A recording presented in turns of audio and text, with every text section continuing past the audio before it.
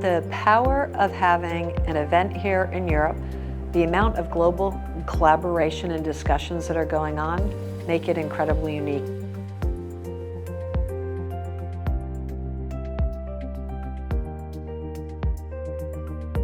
There's been quite a lot of insights. I think one of the things that really stood out is the interconnectedness between all of the different components, between the universities, the funders and the governments.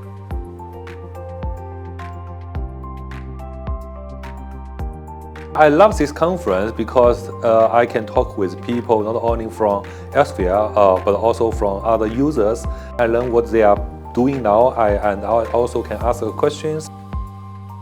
Pure has a very large user group across the world, which means we can learn from other institutions about their best practice related to research information management. All the different parties are thinking about their role in the system and how to engage in the best way possible to engage.